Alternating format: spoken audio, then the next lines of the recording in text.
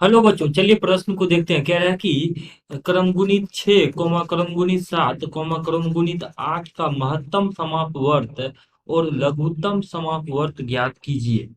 तो दिए गए प्रश्न के लिए हमारे पास जो मुख्य अवधारणा है,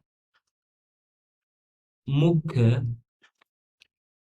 अवधारणा, यदि हम इस प्रश्न के लिए देखें तो क्रम गुणित n का जो मान होता है, ये होता है n गुना n-1 गुना n-2, और इस प्रकार से ये अंतिम अंत में एक आता है, यानी n-1 करेंगे यानी अंतिम पद एक आ जाएगा। इसी प्रकार से उदाहरण के लिए अगर हम देखें, जैसे अगर कहीं 4 का क्रम गुणित लिखा हो, इसका मतलब होगा 4 गुना 4-1 अर्थात 3, 4-2 अर्थात 2, और गुना में एक, ये लास्ट अंतिम पद एक हो जाता है। तो इसका मान 4 तिया 12 दूनी 24, यानी 24 आ रहा है। अब इसी का उपयोग करेंगे यहाँ पे। देखिए, हमसे प्रश्न में पूछा गया है कि 6 क्रम गुणित कॉमा 7 क्रम गुणित कॉमा 8 क्रम गुणित, इसका महत्तम समापवर्त अर्थात मौसो ज्ञात करना है। तो महत्तम समापवर्त अर्थात मौसो जो होता है, ये होता है बड़े से बड़ा, बड़े से बड़ा उभयनिष्ठ, बड़े से बड़ा उभयनिष्ठ, बड़े से बड़ा उभयनिष्ठ गुणनखंड, उभयनिष्ठ गुणनखंड। तो अब देखिए, यहाँ पर जो हमारे पास जो संख्याएं लिखी गई है, 6 क्रम गुणित कॉमा 7 क्रम गुणित कॉमा 8 क्रम गुणित, तो इसका हम उभयनिष्ठ, बड़े से बड़ा उभयनिष्ठ गुणनखंड किस प्रकार से निकालेंगे? तो 6 क्रम गुणित को लिख सकते हैं 6 गुना 5 गुना 4 गुना 3 गुना 2 गुना 1।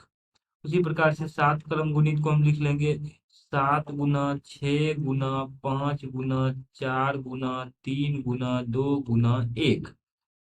तो इसको अगर हम 6 के क्रम गुणित के रूप में व्यक्त करके लिखें, तो ये लिखा जाएगा, यहाँ से यहाँ तक तो ये 6 क्रम गुणित ही लिखा हुआ है, सो ये लिखा जाएगा 7 गुना 6 का क्रम गुणित।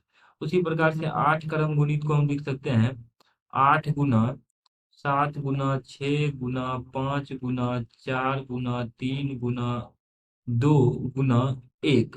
और इसको अगर हम क्रम गुणित के रूप में लिखेंगे, तो ये इसको लिख सकते हैं हम 8 गुना 7 और गुना में 6 क्रम गुणित।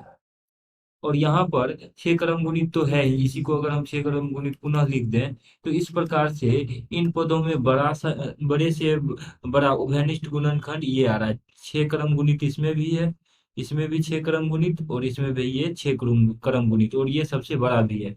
इसीलिए लिखेंगे, इसीलिए 6 क्रम गुणित 7 क्रम गुणित 8 क्रम गुणित का मौसो अर्थात इन संख्याओं का जो मौसो होगा वो 6 क्रम गुणित के बराबर होगा, क्योंकि यही बड़े से बड़ा उभयनिष्ठ गुणनखंड है। और 6 क्रम गुणित का मान आ जाएगा 6 गुना ये इन सब का गुणनफल, तो ये आता है 720 के बराबर। तो इस प्रकार से दी हुई संख्या का जो मौसो है अर्थात महत्तम समापवर्त, वो 720 है। अब अगर हम लघुत्तम समापवर्त अर्थात लॉसो देखें, तो लघुत्तम समापवर्त होता है, लघुत्तम समापवर्त यानी वह छोटा से छोटा, इन सब संख्याओं को इस प्रकार से लिखेंगे लघुत्तम समापवर्त के लिए कि इन सब संख्याओं में वो कौन सी संख्या है जो इससे, वो लघुत्तम कौन सी संख्या है जिससे ये सारी की सारी संख्याएं विभाजित हो, अर्थात लघुत्तम समापवर्त। तो यहाँ से हम देख सकते हैं 6 क्रम गुणित तो समय उभयनिष्ठ है, तो ये आ जाएगा 6 क्रम गुणित गुना, और अगला आ जाएगा यहाँ पे 7 भी उभयनिष्ठ है, तो 7 गुना में 7 भी लेंगे यहाँ पर, तो सारी संख्याओं को ये विभाजित करेगा, और बच जाएगा यहाँ पर एक, यहाँ पर 1 गुना में 1 है ये लिखा हो, तो 1 गुना 8 बच जाएगा, तो 1 गुना 8 लिख लेते हैं, यानी 8 गुना 1।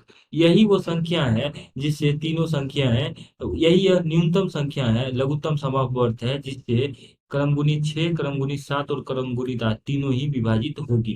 तो इस प्रकार से दी हुई संख्या का जो लॉसो है वो आ जाएगा हमारे पास 7 गुना 6 अर्थात 56, और गुना में 6 क्रम गुणित का मान अभी हमने देखा, तो क्रम गुणित 6 का मान था 720।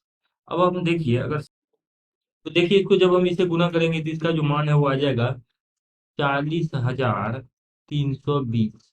यानी दी हुई संख्या का जो अम, दी हुई संख्या का जो लॉसो है वो 40,320 है। या इसको इस रूप में भी लिख सकते हैं हम। 7 गुना 6 क्रम गुणित का मान हो जाएगा 7 क्रम गुणित, तो ये आ जाएगा 8 गुना 7 क्रम गुणित।